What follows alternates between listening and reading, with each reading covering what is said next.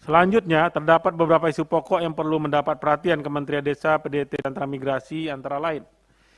Yang pertama, perlu peningkatan pengawasan dan pengendalian internal dalam rangka meminimalisir temuan-temuan atau permasalahan penggunaan keuangan sehingga tidak mengakibatkan kerugian negara.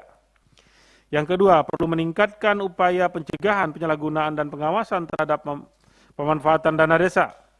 Peningkatan kapasitas pengelolaan badan usaha milik desa. Yang ketiga, keberadaan tenaga pendamping desa harus kompeten dan profesional untuk mendukung pelaksanaan program prioritas penggunaan dana desa dalam rangka terwujudnya desa maju dan mandiri. Di mana isu soal pendamping desa ini Pak Menteri banyak sekali isu-isu yang berkembang dan seterusnya, bahkan kadang-kadang mungkin mengarah ke hal-hal yang perlu mendapat perhatian kita semua.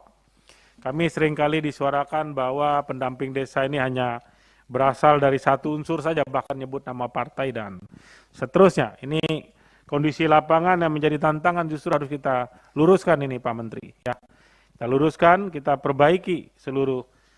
Kami tentu dari Komisi 5 tidak melihat hitam putih, namun demikian yang kami perlukan adalah bagaimana tenaga pendamping desa yang profesional dan mampu melaksanakan tugasnya sehingga keberadaan mereka betul-betul membantu kita, membantu para kepala desa dalam penggunaan dana desa di daerahnya masing-masing sehingga bisa tepat sasaran dan yang paling penting adalah menjauhkan mereka dari pelanggaran-pelanggaran hukum.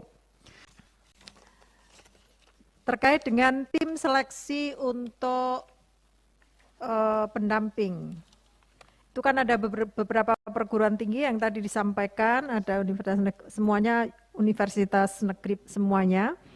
Yang ingin saya tanyakan adalah kriteria perguruan tingginya apa? Apakah dipilih Jawa Timur sampelnya sekian, kemudian Sumatera dan seterusnya, atau seperti apa? Atau memang ada kriteria-kriteria untuk bekerja sama dengan perguruan tinggi tersebut gitu. Soalnya ini kalau Universitas Islam Negeri Said Ali Rahmatullah Tulungagung ini kan juga baru begitu. Baru artinya menjadi perguruan tinggi negeri ini baru-baru aja, belum terlalu lama.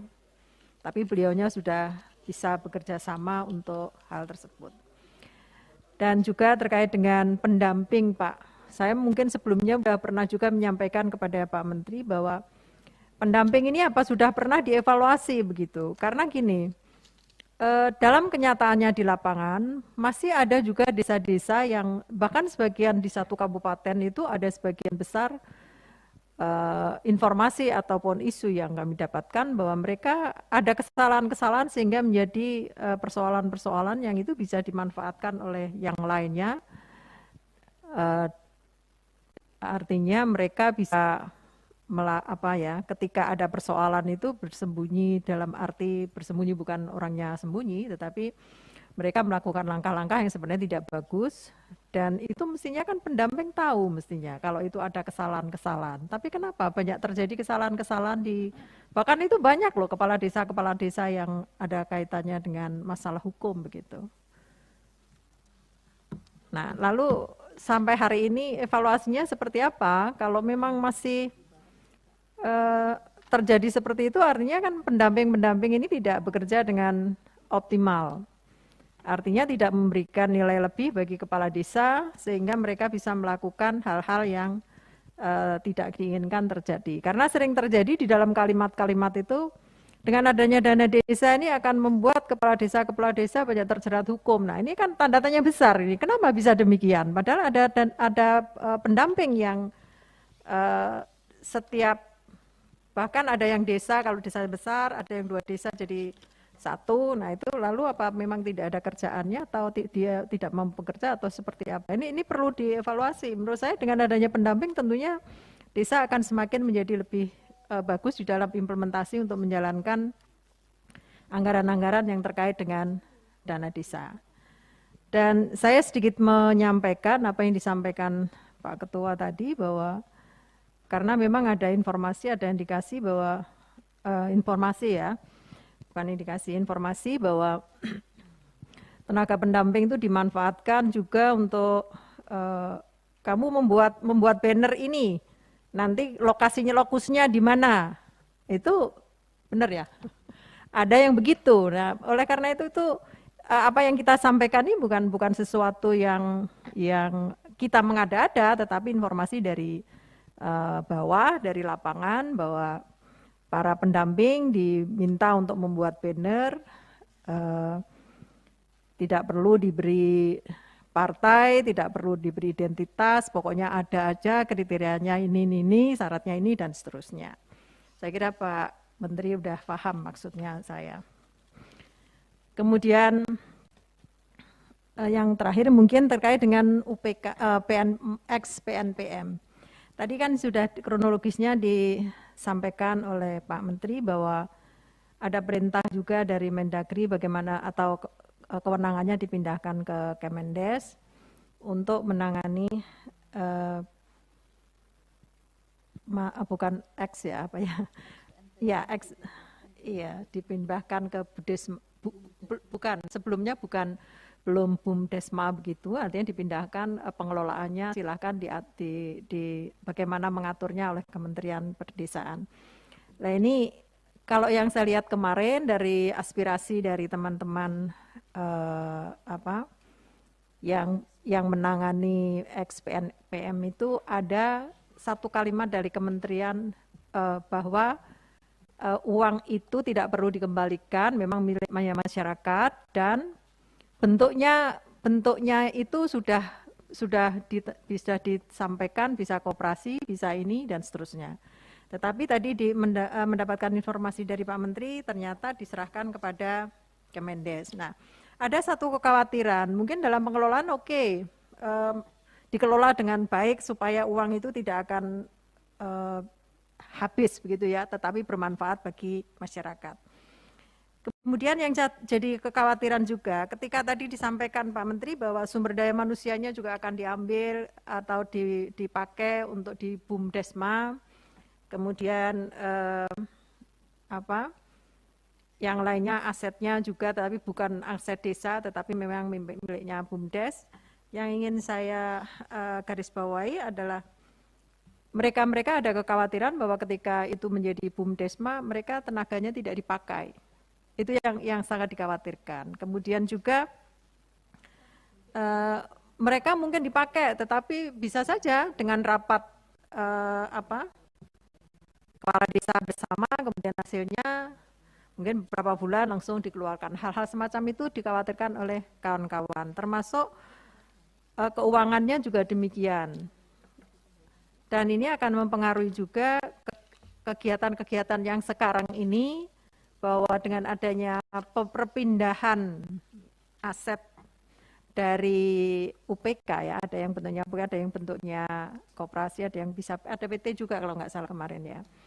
Itu dikhawatirkan, ya mungkin bisa juga ini negative thinking dulu ya, dikhawatirkan kalau itu tidak bisa berjalan dengan baik sehingga itu dimanfaatkan oleh mereka, tetapi kemudian ini justru tidak menjadi lebih baik, tetapi manfaatnya akan justru berkurang bagi warga masyarakat yang sebelumnya pernah memanfaatkan anggaran tersebut. Nah, oleh karena itu Pak Menteri mohon ini juga perlu diperhatikan betul dalam pengembangan. Dan kemarin juga disampaikan bahwa ada semacam dalam alihnya itu ada ketegangan ya, dalam arti ada pemaksaan meskipun sudah ada aturannya.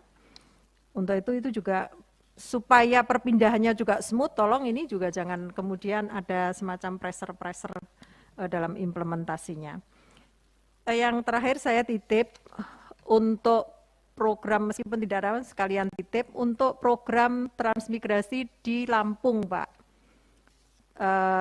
Namanya Rawapitu ya kalau nggak salah ya di sana, itu luas di Tulang Bawang itu wilayahnya luas sekali, tetapi sekarang agak mangkrak, tidak mendapatkan perhatian.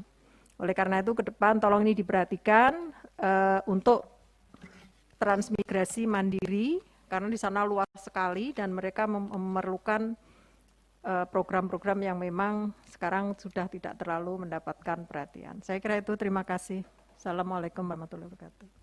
Terima kasih Bu Sri Rahayu. Mungkin sedikit Pak Menteri. Sebenarnya Pak Menteri, ini desa sebenarnya menjadi harapan kita untuk terbangun Indonesia yang maju. Sayangnya kalau kita lihat anggaran Kemendes ini, justru mungkin yang tersedikit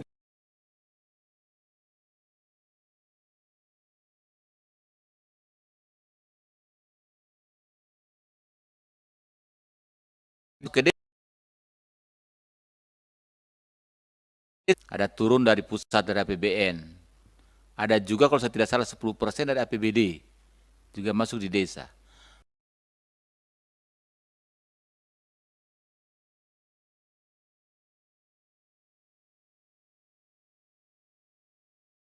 Desa ini betul-betul lebih terarah dibanding kita harapkan semata-mata dari ini pendamping-pendamping. Ini pendamping-pendamping ini mereka hanya mencari Pak. Mayoritas mereka hanya mencari bagaimana untuk menghidupkan dirinya. Tidak bagaimana menghidupkan dirinya secara sempurna. Mereka konsentrasi bagaimana mengarahkan para kepala desa itu agar terbangun desanya dengan baik. Karena mereka tidak menjadi sasaran kehidupan dari itu.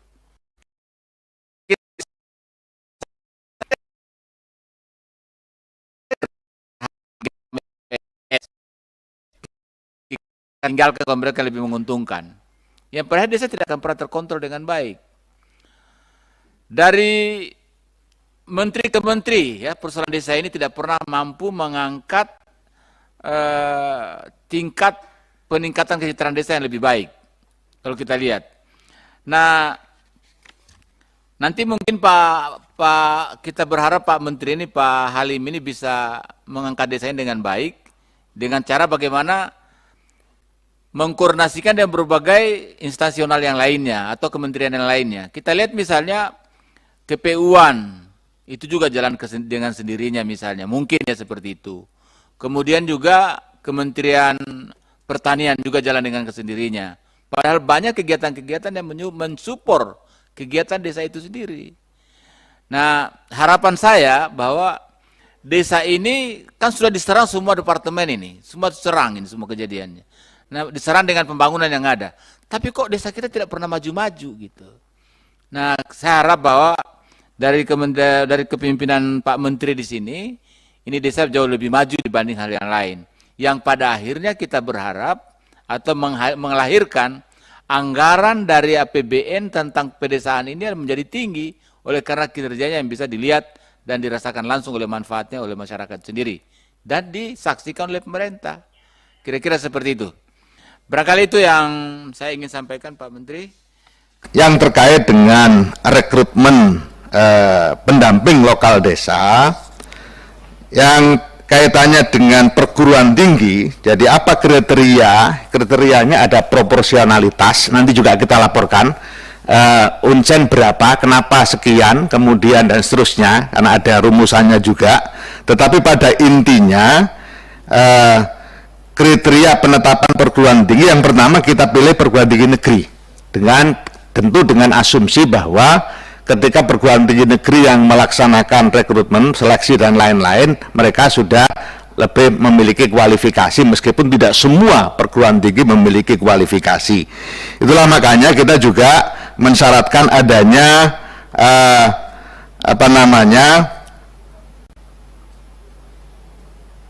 memiliki standar biaya masukan.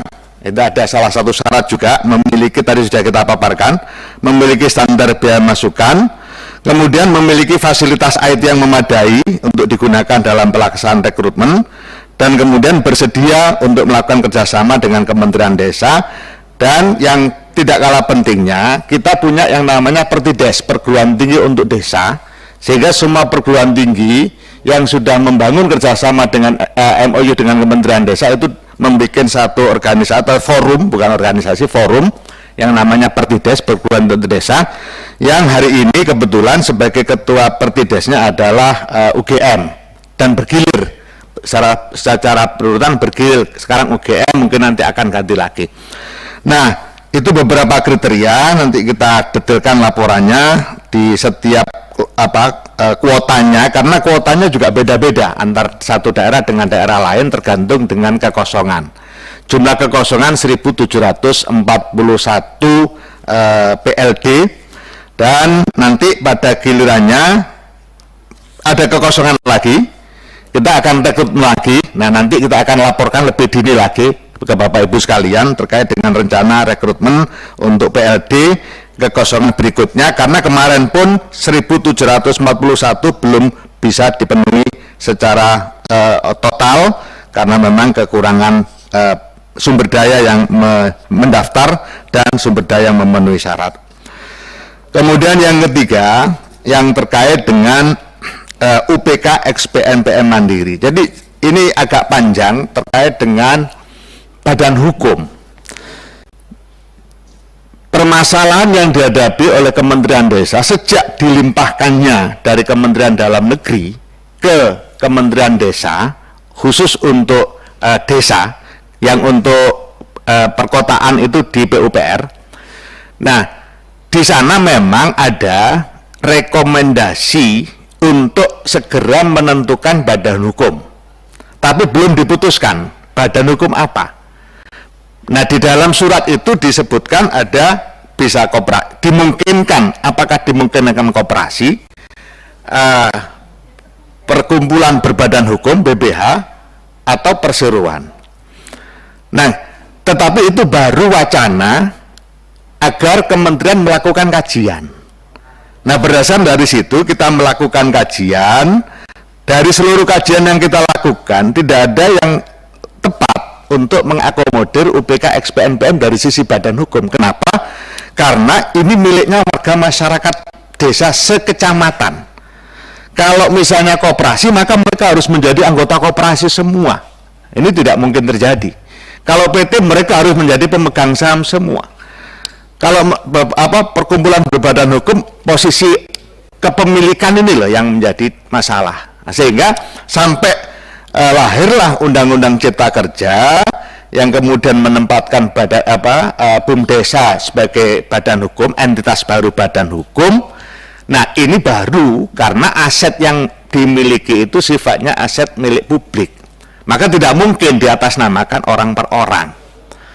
Nah, disitulah makanya tidak ada pilihan bagi kami untuk memberikan payung hukum yang pas, kelembagaan yang pas selain BUMDesa atau BUMDesa bersama. Karena memang itu bukan miliknya orang per orang. Nah, kemudian apa yang ditransformasikan tadi sudah kita laporkan kepada Bapak Ibu sekalian. Izin pimpinan. Silakan Mas Dewa. Pak Menteri, mohon maaf saya interupsi sebentar.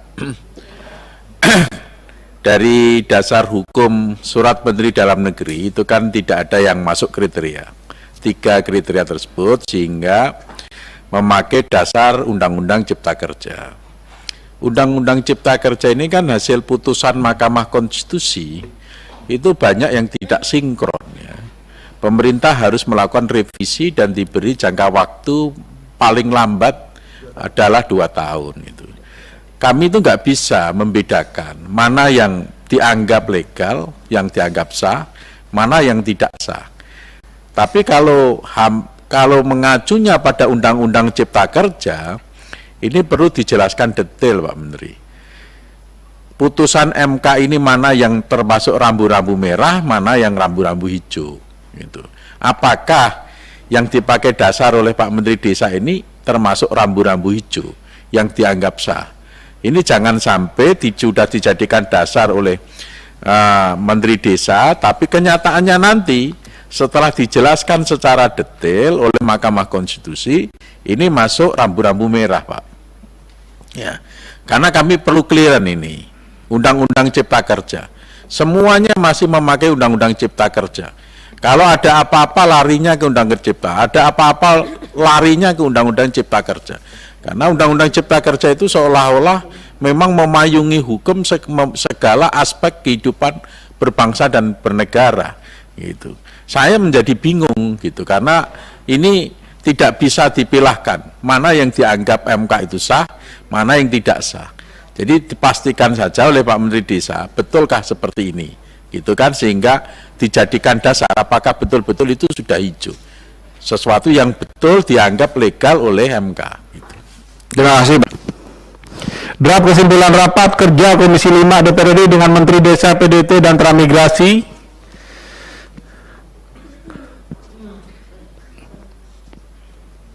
tanggal 11 April 2022. Yang pertama, Komisi 5 DPR RI memberikan apresiasi normatif nih Pak ya, kepada Kementerian Desa, PDT, dan Transmigrasi atas capaian opini wajar tanpa pengecualian atau WTP pada hasil pemeriksaan BPKRI semester 1 tahun 2021. Selanjutnya, Komisi 5 DPR RI meminta Kementerian Desa, PDT, dan Transmigrasi untuk mempertahankan predikat wajar tanpa pengecualian tersebut di masa-masa mendatang. Yang kedua, Komisi 5 DPR RI meminta Kementerian Desa, PDT, dan Transmigrasi untuk menindaklanjuti seluruh rekomendasi BPKRI dan mengambil langkah-langkah preventif agar temuan-temuan dalam hasil pemeriksaan BPKRI semester 1 tahun 2021 tidak terulang kembali sesuai dengan saran dan masukan Komisi 5 DPR RI. Yang ketiga, Komisi 5 DPR RI minta Kementerian Desa, PDT, dan Transmigrasi untuk melakukan evaluasi terhadap kinerja tenaga pendamping desa dan melaporkan hasilnya kepada Komisi 5 DPR RI. Yang keempat, terkait dengan program nasional pemberdayaan masyarakat mandiri pedesaan atau PNPM MPD, Komisi 5 DPR RI meminta Kementerian Desa, PDT, dan Transmigrasi untuk meninjau kembali proses transformasi pengelolaan kegiatan dana bergulir masyarakat PNPM MPD menjadi BUMDes bersama. Komisi 5 setuju. Pak Menteri. Undang Cipta Kerja, berarti kan sebaiknya gimana? Ya, kalau menurut aku yang poin 4 ini kita delete aja dulu. Menurut saya yang nomor 4 itu bukan untuk meninjau kembali, tapi untuk mengkaji. Ya, mengkaji kembali. Ya. Jadi kajian itu kan nanti kan dirumuskan dan kita bicarakan di sini. Jadi hasil kajian itu nanti harus dibahas dengan Komisi 5. Kembali proses informasi dengan Undang Nomor 11 Tahun 2020 tentang Cipta Kerja. Ya. Atau ini kita drop aja, ngapain kita berdebat? Tinggal Pak Menteri kita ingatkan, karena rapatnya dia direkam. Ada rekam nggak rapat nih Pak? Di drop aja ya. Baik, kita drop saja. Rapat ini dari kita minta di drop saja. Tadi Pak Menteri pun setuju. Kesimpulan ini kita drop saja. Jadi kita punya kesimpulan sampai nomor 3 saja. Ya, tinggal komitmen Pak Menteri ya Pak Menteri ya. Baik Pak Menteri, 3 poin ini setuju? Setuju. Baik, saya ketok. Terima kasih.